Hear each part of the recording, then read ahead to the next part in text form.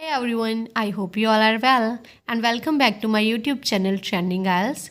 Today I'm going to share with you a new cue card from Jan to April cue card list, and the cue card is describe something that you did with someone or a group of people. कोई ऐसी activity या फिर चीज़ को describe करो जो आपने की किसी एक पर्सन के साथ या फिर आप लोगों ने ग्रुप में की. And the bullet points for this cue card are what it was, कौन सी वो थिंग थी, who you did it with, किसके साथ आपने वो चीज़ की, and how long it took you to do this, कितना टाइम लगा आपको वो एक्टिविटी करने में, and explain why you did it together, और एक्सप्लेन करो क्यों आपने ये एक्टिविटी एक साथ की. And the sample answer for this cue card is I am a gregarious person, which means sociable person, and I am fond of doing various indoor and outdoor activities in the company of my friends. मैं एक sociable person हूँ और मुझे काफ़ी अच्छा लगता है कि various types of indoor और outdoor activities करना अपने friends के साथ. Although I have done numerous things with my kith and kin, kith and kin is an idiom which means friends and relatives. चाहे मैंने काफ़ी ज़्यादा एक्टिविटीज़ जो हैं की हुई हैं अपने फ्रेंड्स और रिलेटिव्स के साथ, yet today I am going to share about the time when I hosted a farewell party. फिर भी आज मैं एक ऐसे टाइम के बारे में डिस्कस करने जा रहा हूँ जब मैंने फेयरवेल पार्टी को होस्ट किया. It happened almost 6 years ago and at that time I was in the 9th grade. ये ऑलमोस्ट 6 साल पहले हुआ और उस टाइम पर मैं 9th grade में था. So the answer of the first bullet point is covered. What it was, हमने एक्टिविटी और वो थिंग को बता दिया. And the second bullet point is who you did it with, किसके साथ आपने वो चीज़ की. I did it with my bosom friend which means close friend Anu. Anu के साथ मैंने वो एक्टिविटी की. Her voice is beyond question which means undoubtedly the sweetest. उसकी आवाज़ काफ़ी ज़्यादा अच्छी है, स्वीट है.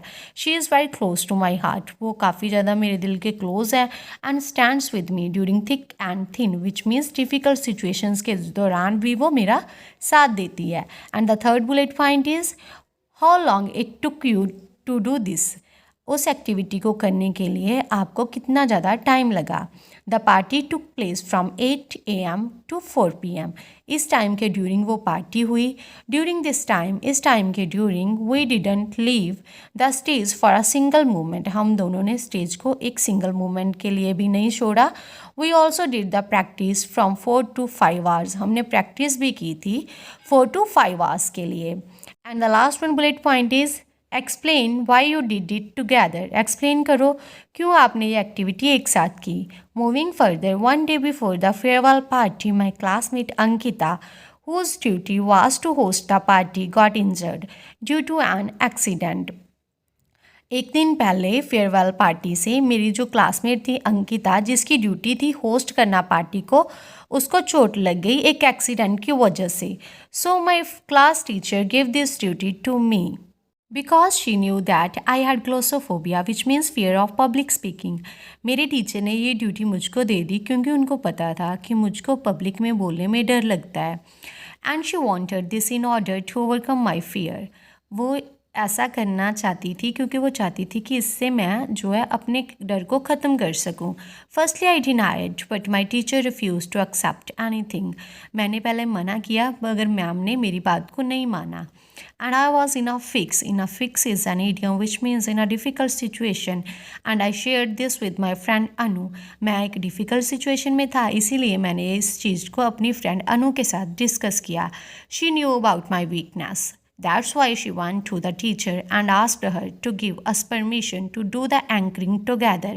उसको मेरी वीकनेस का पता था, इसीलिए वो टीचर के पास गई और उसने कहा कि हम दोनों को ही परमिशन दे दें एंकरिंग करने की एक साथ. She agreed with us and we practiced and discussed the dialogues and jokes according to our turn. हमारी टीचर हमारे साथ एग्री हो गई और उसके बाद हमने प्रैक्टिस की, डिस्कस किए डायलॉग्स को, जोक्स को अपनी टर्न के according. In the starting of party I was nervous. Starting में मैं काफ़ी ज़्यादा नर्वस था but my friend made me realize that there was nothing to hesitate about. मगर मेरी फ्रेंड ने मुझको रियलाइज़ करवाया कि हेजिटेट करने वाली तो कोई बात ही नहीं है. She helped me to conquer my fear. उसने मेरी मदद की मेरे फियर को ख़त्म करने में।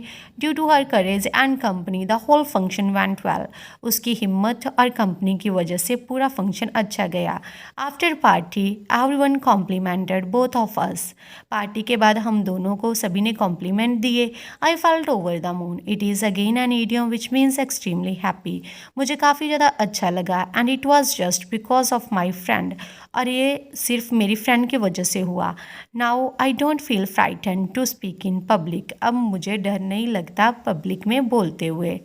So the sample answer is complete now. Now I'm going to share with you the follow-up questions of this cue card. And the first one is, how do you get along with your neighbors?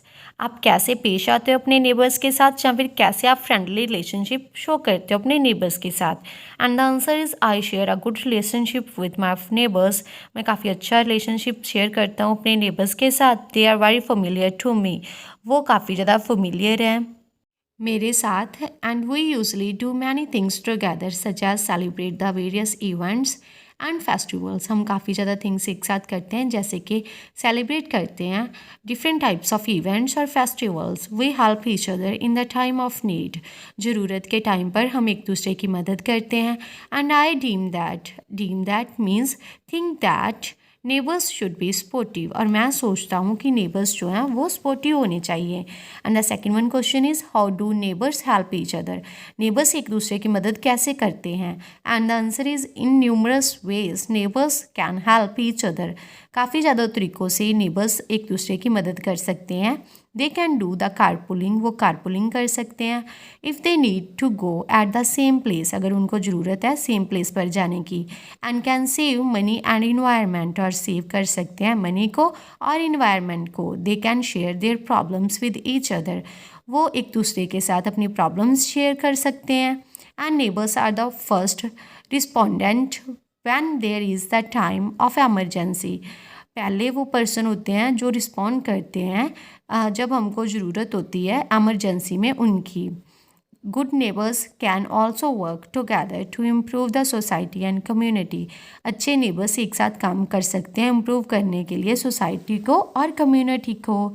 And the third one question is, do you think neighbours help each other more often in the countryside than in the city? क्या आपको लगता है कि neighbours जो हैं country side में एक दूसरे की ज़्यादा मदद करते हैं सिटी की बजाय? And the answer is, in the cities people have hectic schedule.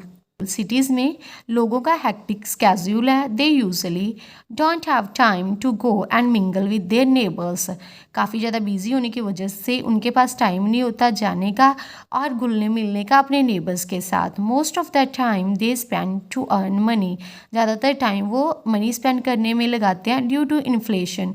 ये भी आप बोल सकते हो महंगाई की वजह से। Due to this they have less time to assist to their neighbours. इसीलिए उनके पास कम टाइम होता है अपने नेबर्स की मदद करने के लिए।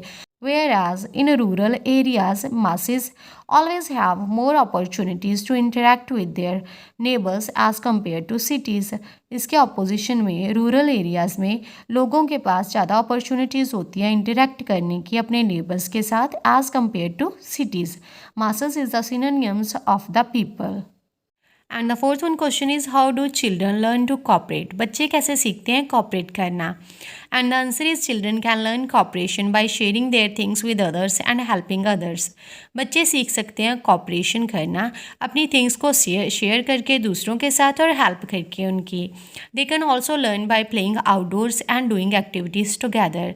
वो इसके साथ साथ सीख सकते हैं बाहर खेलकर और एक्टिविटीज़ करके एक दूसरे के साथ। More over group activities make them more caring and tolerant towards each other. इसके अलावा ग्रुप एक्टिविटीज़ उनको ज़्यादा केयरिंग और टॉलरेंट बना देती है एक दूसरे के साथ।